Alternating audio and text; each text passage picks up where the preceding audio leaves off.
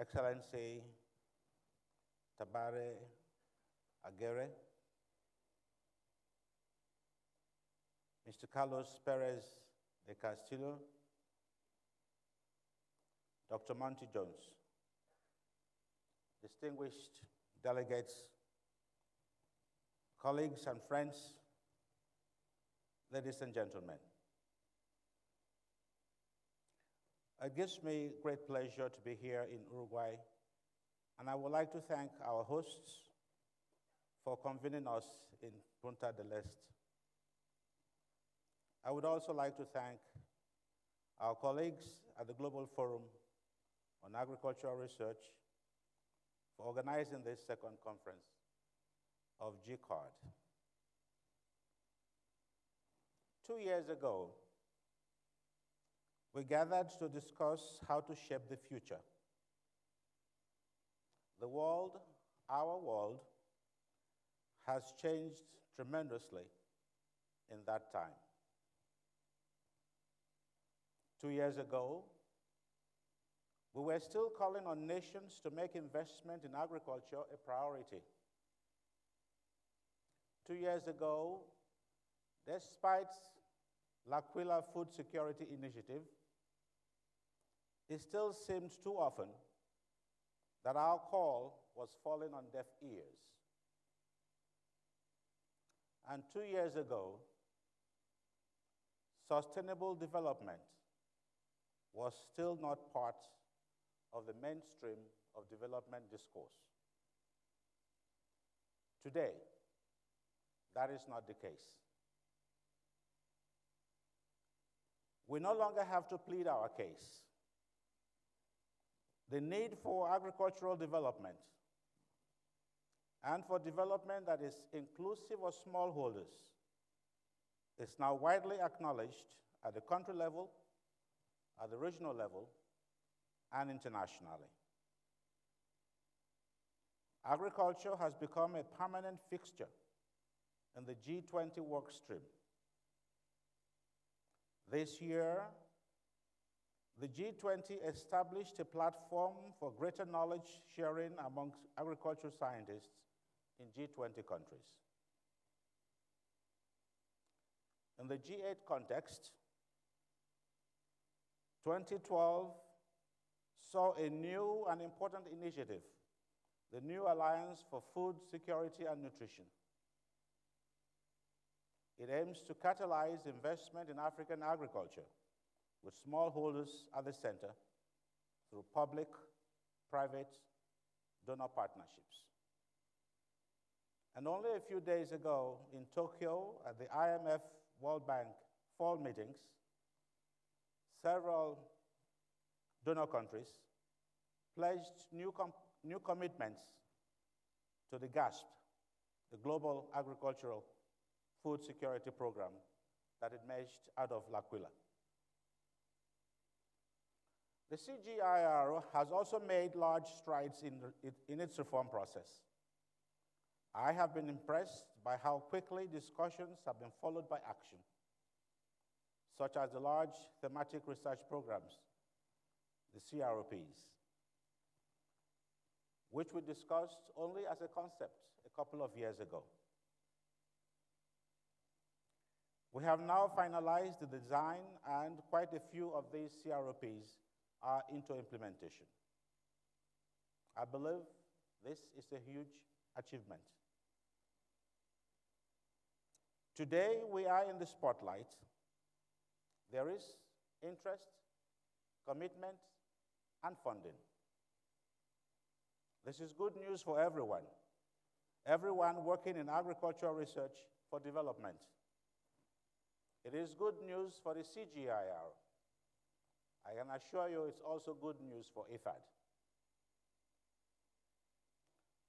So, if we do not seize this opportunity so that agricultural research can contribute to transforming the lives of poor rural people, we will only have ourselves to blame. But the question is, therefore, how do we seize this opportunity? First, We must never be satisfied with business as usual. Our work must respond to the reality on the ground. And here, there is yet much to be done. We must show results. We must show transparent accountability. And we must show tangible impact of our work in the lives and livelihoods of the people we serve: poor rural smallholders, women, men, and children. In the 2 years since we last met in Montpellier in France, some parts of the world have seen crops scorched by severe droughts, while in others they have been submerged and drowned in floods. In some, changing weather patterns mean that traditional crops are no longer suitable. How do we ensure that our research responds to this new reality? As most of you know, I spent a good part of my life in agriculture, including 30 years in the CGIAR. In fact, I'm a child of the CGIAR. And for 20 of those years, I was a research scientist myself. And I understand the deep satisfaction of doing research.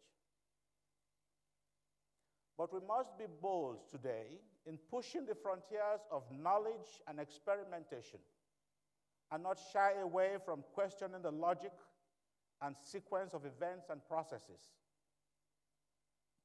I will explain in a minute. In my years of working in development, specifically at IFAD, I have learned that science and technology have the greatest impact when we look beyond the biological and chemical processes and combine them with an understanding of other dimensions: social, institutional, economic, cultural, and sometimes the unconventional. For example, consider that women are often the farmers in the developing world. Simply giving women the same access as men to agricultural resources and inputs could increase production on their farms by as much as 30%. Then we should ask ourselves, is the technology we are developing suitable for women and their needs?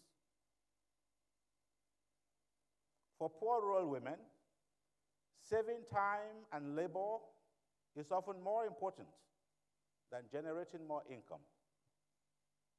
As scientists, are we researching ways to do just this? And of course, productive, sustainable, and resilient agriculture is essential to inclusive growth.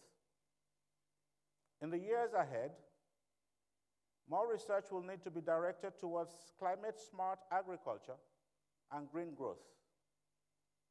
And this means that agricultural growth must be ecologically sustainable, and that a diverse range of options, genetic variation, agro-ecosystems is necessary in order for the land to provide for future generations of farmers. We must also accept that scientific ideas and discoveries are not the purview of scientists alone. Let us take the case of the system of rice intensification, SRI, which aims to increase yields in irrigated farming with approaches that challenge conventional practices. Why have some scientists rejected SRI when farmers all over the developing world, in Asia, in Africa, have adopted various aspects of SRI technology to great success? I have personally met farmers in Rwanda whose rice production had more than doubled by using SRI methods. And IFAD is closely involved in efforts to test SRI in countries like Burundi, Rwanda, Madagascar, where it was first developed in the 1980s. As scientists, we know the value of observation. Sometimes, those best placed to observe are the people on the ground. After all, Gregor Mendel was a priest, not a scientist, with a doctorate degree. And so was Father Henri de Loulani, the father of SRI. Does that tell us something? To really boost the productivity of smallholders, our work must start in the field with close observation of people, their beliefs, their culture, and other local variables. Indeed, sometimes the best approach is to think small. In many developing countries, simply optimizing conventional approaches such as microdosing of fertilizers, microirrigation, could yield dramatic results. The fertilizer microdosing technique developed by ICRISAT and its partners is helping farmers grow more food by using a simple bottle cap to measure out small, affordable amounts of fertilizer. Our challenge is to take what we know works, to develop what we know is needed, and to apply our knowledge country by country, region by region, throughout the world. Even if what works challenges conventional wisdom, even scientific conventional wisdom, we must be open to investigation, to thinking outside the box. And we cannot afford to go it alone.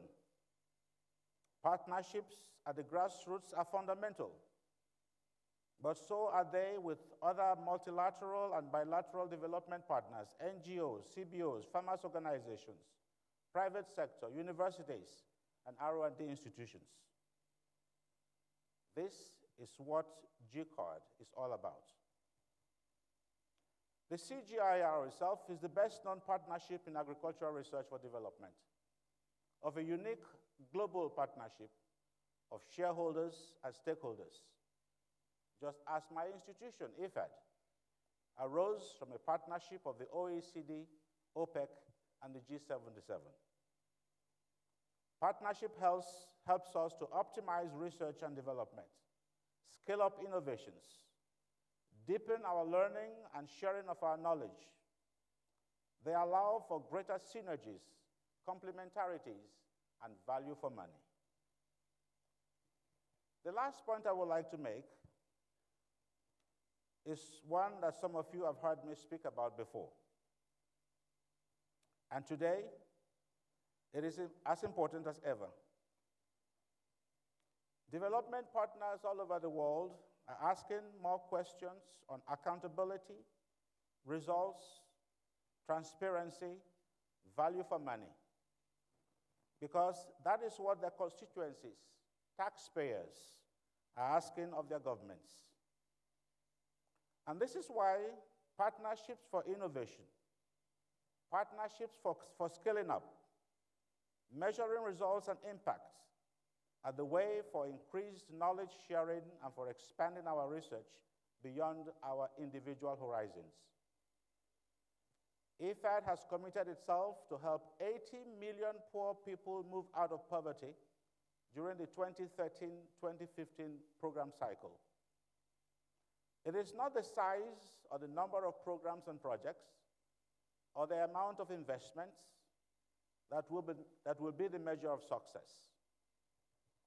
Our results measurement framework has been refined at all levels, down to the lowest granularity for every dollar of investment per beneficiary. We believe it is quite robust, but we will not stop there. During the period 2013 to 2015, we will undertake 30 impact evaluations to assess the impact of our investments on the livelihoods of poor rural populations. This is where I see the CGIARO centers as key partners in this study. The studies will be rigorous and robust. We'll be working with some of you here today and your institutions. And I hope that the Fund Council will be asking the same questions of the CROPs and the centers to demonstrate concrete, tangible impact, dollar for dollar. It is our job to ensure that science and technology contributes to the improvement of rural areas, while also nurturing and preserving ecosystems. That assurance only comes from evidence-based results that change lives. Agricultural research can ensure that poor rural people, the smallholders, pastoralists, forest dwellers, herders, fisherfolk, whose lives and livelihoods depend on the Earth's productive capacity, have the means to adapt to climate change, and that they have the means to produce more and to produce it better. From what I have seen so far at GCARD2, the CGIARO transformation is happening on all fronts and is ready to deliver on the promise of reform. IFAD will continue to lend its support to this process. Your Excellency, ladies and gentlemen, in a short while, we will be sitting down to dinner. But we should remember that today, 870 million people are not getting enough food for their most basic dietary needs. Whether the number is 1 billion, or 950 million, or 870 million is irrelevant. Until the day comes when not one child dies of hunger or suffers from malnutrition, our work will not be done. That is our real challenge. Thank you.